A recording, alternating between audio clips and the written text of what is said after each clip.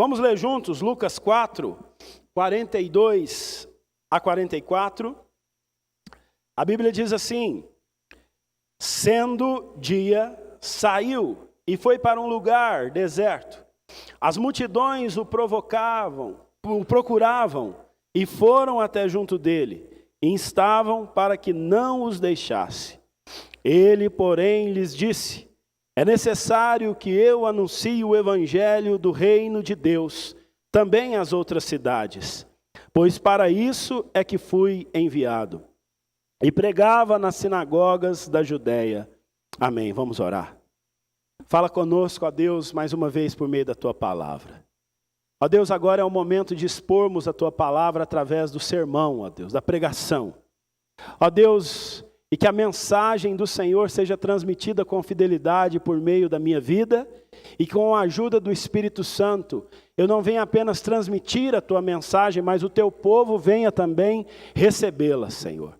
Abençoa, fala conosco, ajuda-nos a praticarmos a tua palavra. Precisamos ouvir a tua voz e clamamos e suplicamos por isso, pois sabemos que sem o auxílio do Senhor é impossível para o homem natural ouvir a tua voz. Abra os nossos ouvidos espirituais para que possamos ouvi-la. Abra os nossos olhos espirituais para que possamos ver o Senhor, ver a tua vontade revelada nas Escrituras para a nossa vida. É a nossa oração em nome de Jesus. Amém. Irmãos, pautado nestes versículos que nós acabamos de ler, o tema da minha mensagem nesta manhã é a necessidade de anunciarmos o Evangelho. O versículo 42 nos fala que, sendo dia, saiu e foi para um lugar deserto. As multidões o procuravam e foram até junto dele e instavam para que não o deixassem. Nós vemos aqui neste versículo que as multidões queriam que Jesus permanecesse com ele. Veja, meus irmãos, a multidão para o pregador é uma coisa que alegra o coração do pregador. Nós não devemos ser motivados a pregar o evangelho por conta das multidões.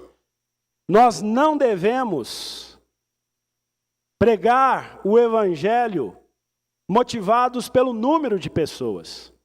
O pregador da palavra, ele deve pregá-la para uma única pessoa, se for o caso. Jesus, por muitas vezes, pregou a uma única pessoa. O que motiva o pregador não é o número de pessoas que lhe ouvem, mas o que motiva o pregador é a consciência que ele tem de sua missão. A missão de que foi chamado para pregar o Evangelho, para anunciar o Evangelho do reino de Deus. Mas é um fato que todos os pregadores, e acredito que todos vocês que me ouvem, se alegram ao ver multidões sedentas pela palavra de Deus. É um fato de que nós nos alegramos quando vemos pessoas indo às igrejas, os bancos lotados das igrejas, as visualizações crescendo nas redes sociais. Isso nos alegra porque nós queremos pregar o Evangelho e queremos que as pessoas ouçam o Evangelho e nos esforçamos para isso. Mas a motivação de um pregador não é pregar para multidões. Embora isso seja uma alegria, isso seja motivo de gozo nos corações daqueles que pregam e da igreja, a nossa motivação é pregar o Evangelho, pois o Evangelho é a mensagem de Deus, é o poder de Deus para a salvação, para todo aquele que crê. Muito bem. Jesus, ele é aclamado pela multidão. Se em Nazaré, como nós vimos, ele foi expulso da sinagoga, aqui em Cafarnaum, a multidão quer que ele permaneça na cidade de Cafarnaum e junto deles. A Bíblia diz que Jesus se retirou para para o deserto e a multidão vai atrás dele. A pregação de Jesus, que foi rejeitada em Nazaré, ela é aclamada em Cafarnaum. Bom, o texto diz que as multidões o procuravam e o instavam para que não os deixasse,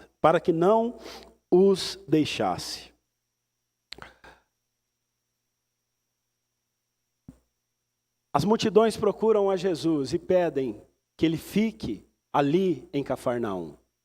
Mas Jesus responde no versículo 43.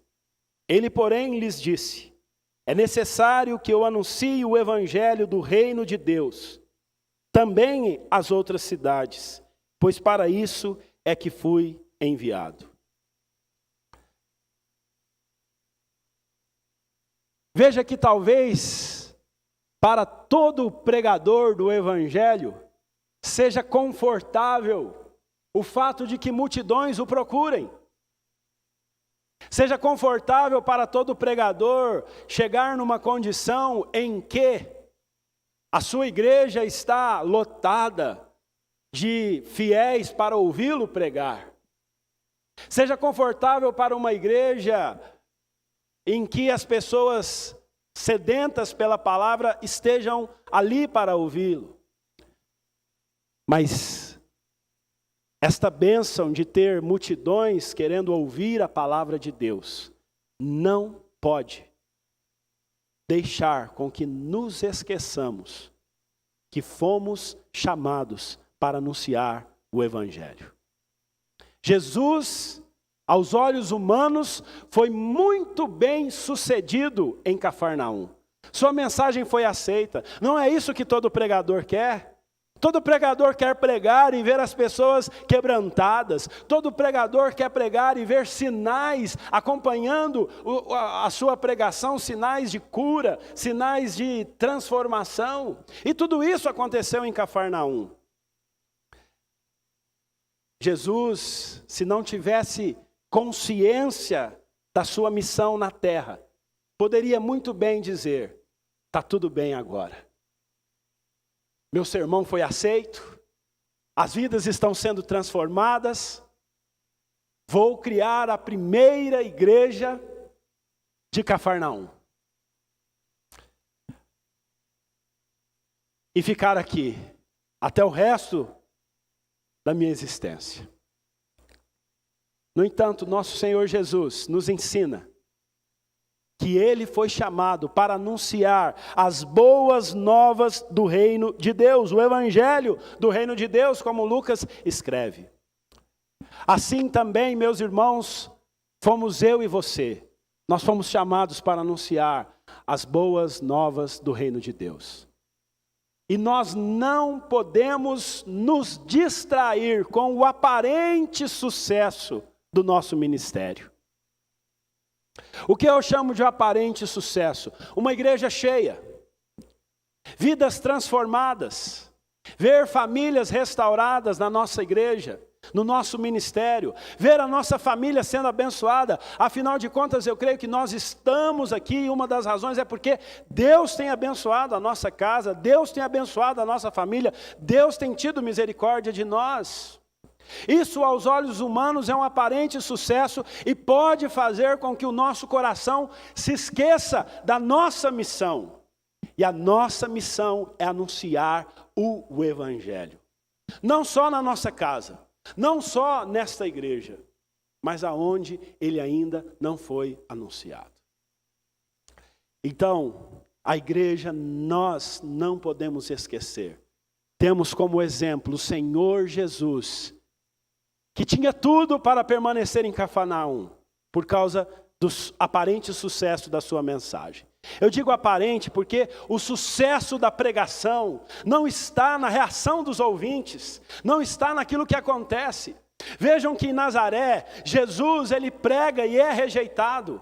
E a pergunta que eu faço, a mensagem, o ministério de Jesus em Nazaré foi mal sucedido? De modo nenhum.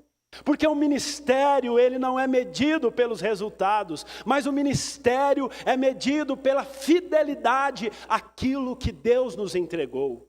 O apóstolo Paulo disse: o que se espera dos despenseiros de Deus é que eles sejam achados fiéis. E Jesus foi fiel em Nazaré, a missão que Deus disse a ele, embora ali ele tenha sido rejeitado e nenhum sinal tenha sido feito após a sua pregação, mas ele foi bem sucedido. Eu quero lembrá-los que o sucesso do nosso ministério não está se o povo aceita ou não a mensagem, porque a mesma Bíblia que é pregada deste púlpito arderá no coração de alguns de vocês que me ouvem, mas esta mesma mensagem será para vocês, ou deixará o coração de alguns de vocês endurecidos, como pedras, como rochas. A mensagem que arde no coração de alguns é rejeitada pelos outros, no mesmo ambiente. Alguns saem de cultos como esses, vibrantes, avivados, animados, restaurados, consolados. Outros saem dizendo: que culto enfadonho, que canseira. Preferia ter ido ver o filme do Pelé.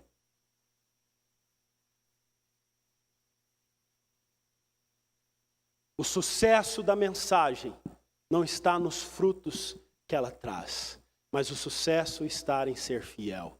Jesus foi fiel em Nazaré, Jesus foi fiel em Cafarnaum, e Jesus agora continua sendo fiel e dizendo: olha, eu fui chamado para anunciar o evangelho do reino também a outras cidades. Não nos esqueçamos disso. Mas eu quero destacar e voltar um pouco ao nosso texto, no versículo 42, e destacar outra lição que nós aprendemos com o Senhor Jesus. Jesus nos ensina a necessidade de termos intimidade com o Pai. Um dos perigos do nosso ministério é que o ministério tem muitas necessidades. A Bíblia diz que a seara é grande, mas poucos são os trabalhadores. É muito trabalho. Quando você pensa que você vai descansar na obra do Senhor, mais trabalho aparece. Quando você pensa assim, à medida que a igreja for crescendo, à medida que o Senhor for mandando pessoas para a igreja, o meu trabalho vai diminuir. E eu vou ficar aqui só aproveitando os resultados.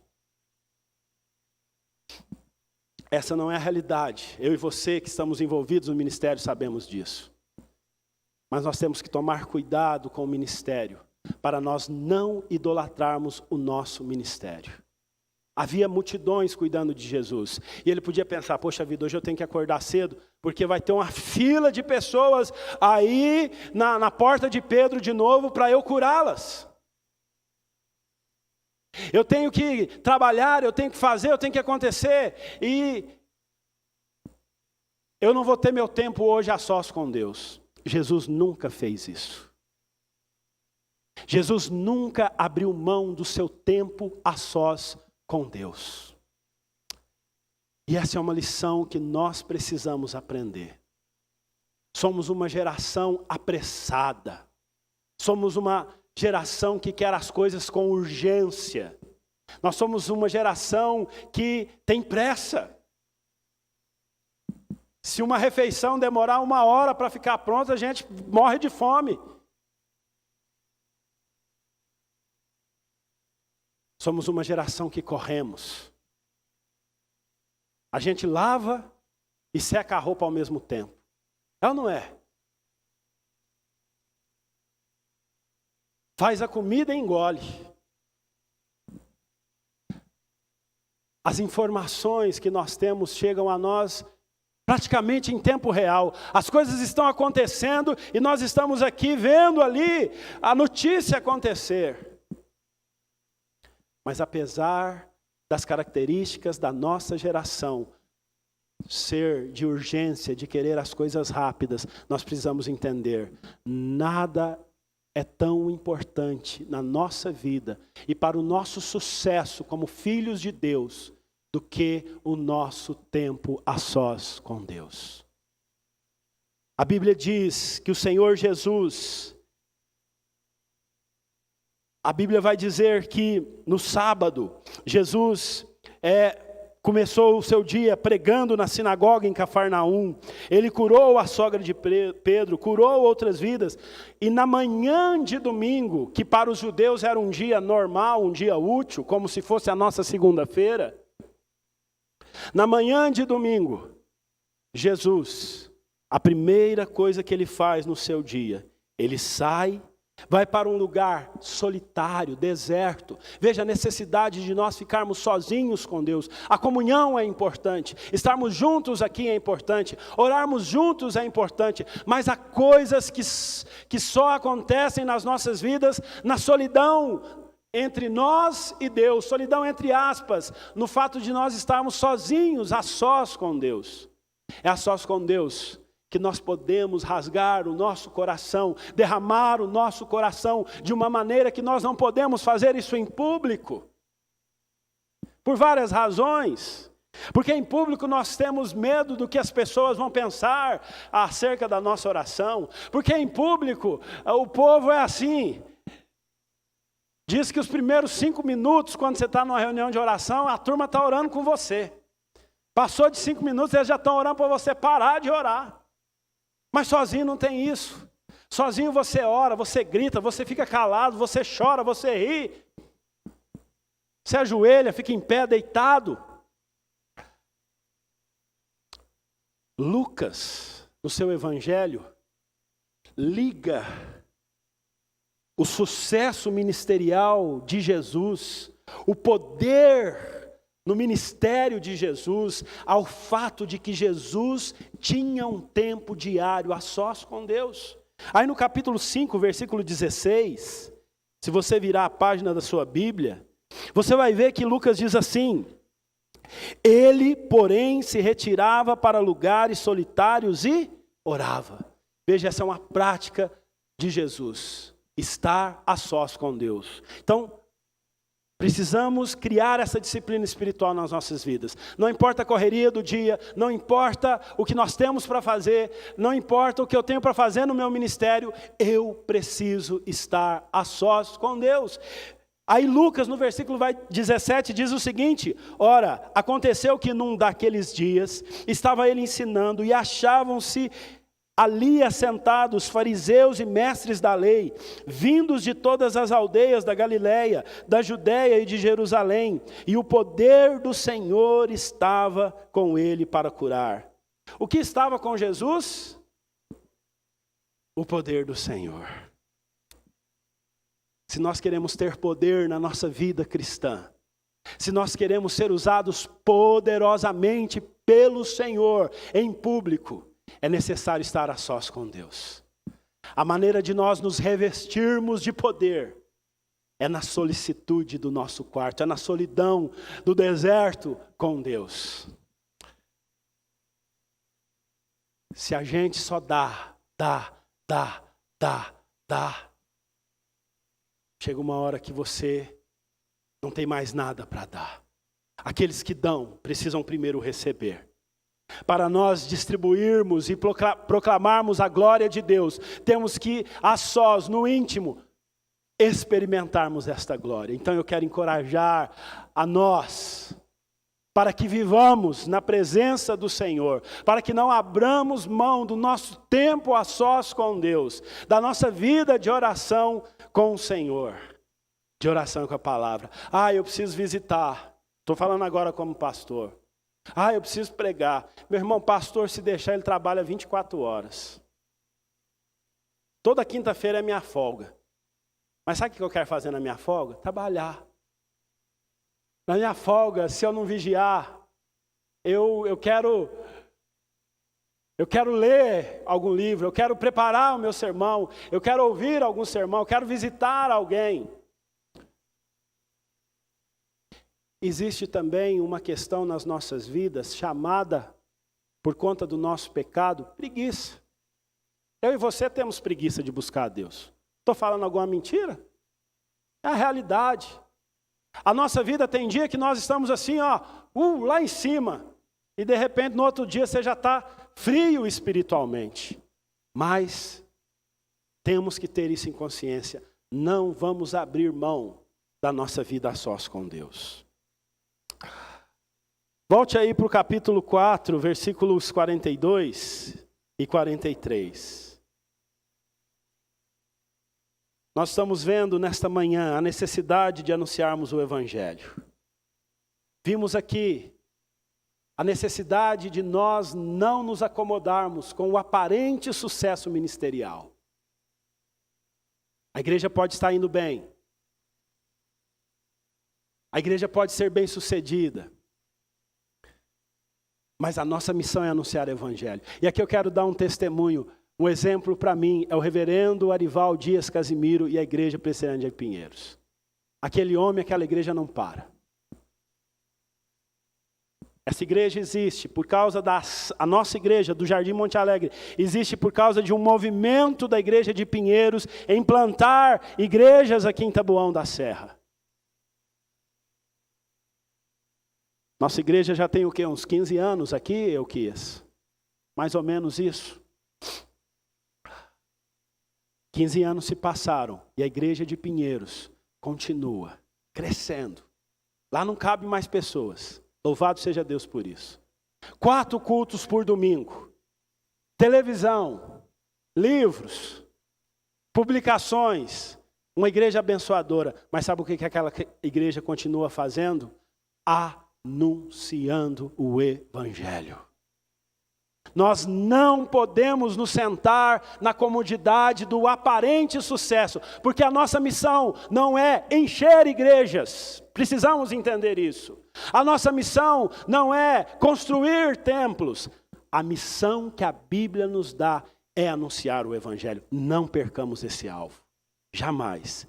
Como anúncio do Evangelho, como consequência, como fruto do anúncio do Evangelho, o que acontece? Igrejas crescem. Pessoas são transformadas, curadas, salvas, mas o resultado não pode gerar comodismo em nós. Fomos chamados para anunciar o Evangelho. E esse comodismo não só na igreja, mas a minha família está sendo abençoada, amém, anunciei o Evangelho, minha família foi ganha, eu devo continuar anunciando o Evangelho. Qual o método que Jesus usa aqui para anunciar o Evangelho? A Bíblia diz nos versículos 43 e 44, ele, porém, lhes disse, é necessário que eu anuncie o Evangelho do reino de Deus, também às outras cidades, pois para isso é que fui enviado, e pregava nas sinagogas da Judéia. Veja, meus irmãos, para anunciarmos o Evangelho, nós precisamos de métodos. Algumas coisas que nós aprendemos com Jesus. Primeiro, no nosso método de anúncio do Evangelho, uma coisa que nunca vai mudar é a mensagem. A mensagem não muda.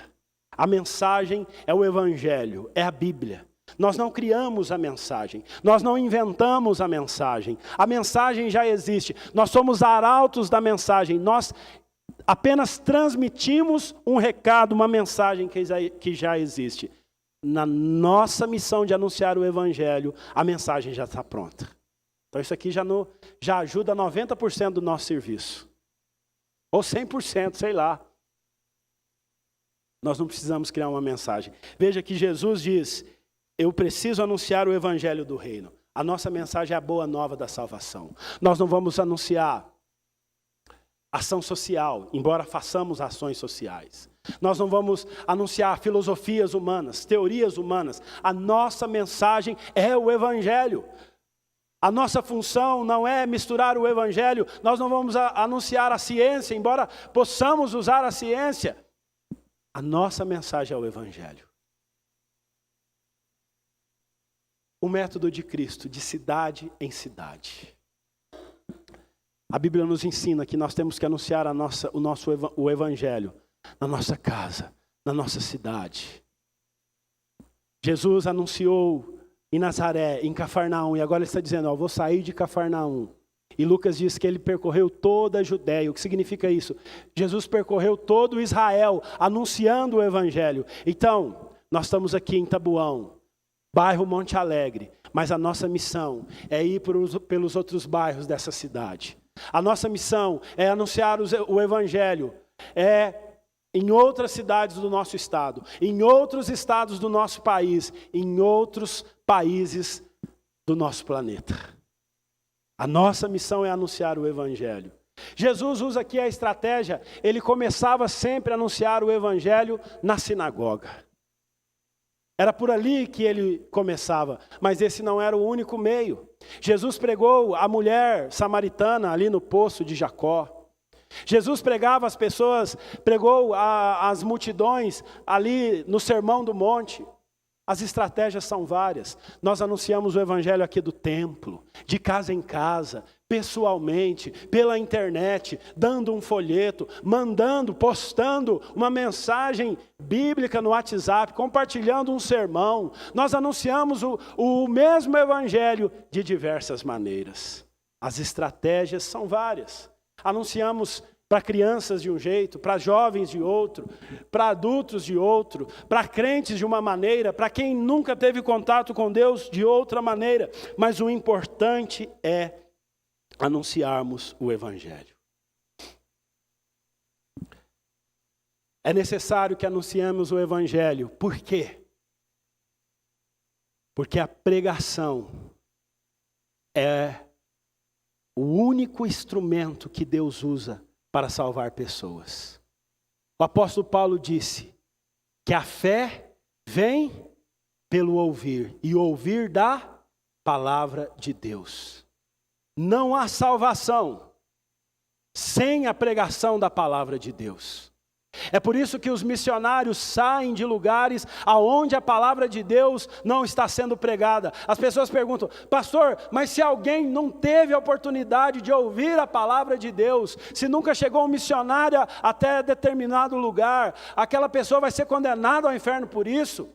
Vai. Porque a maneira das pessoas conhecerem a Jesus é por meio da pregação do evangelho. A única maneira de alguém crer em Deus é através da revelação. Deus salva pessoas por meio da pregação. É por isso que os missionários vão até onde vão. Porque veja, se houvesse maneira de alguém não ouvir, ser salvo sem ouvir o evangelho,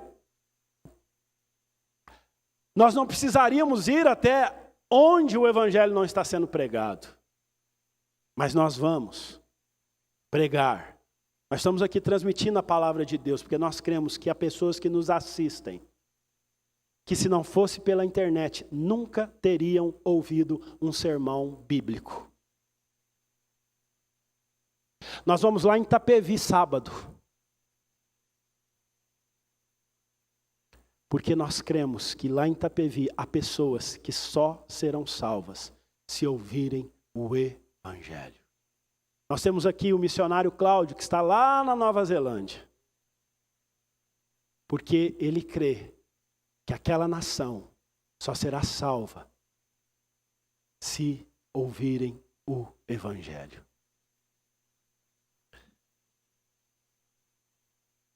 O apóstolo Paulo em Romanos vai dizer que o evangelho é o poder de Deus para todo aquele que crê. Se você já creu no evangelho, dá um glória a Deus aí.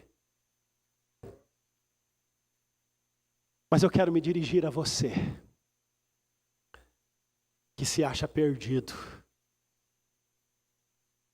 Quero lembrá-lo que este evangelho diz que Jesus é o caminho. Quero me dirigir a você que se sente morto espiritualmente, seco como um deserto, ou seco como um túmulo cheio de ossos secos. Quero lembrá-los que Jesus também disse que é a vida. E neste mesmo versículo que ele diz que ele é o caminho, é a vida, ele diz: eu sou a verdade. Eu quero me dirigir a você que sente que a sua vida tem sido uma mentira. Jesus é a verdade que pode mudar a nossa história, que muda a nossa realidade.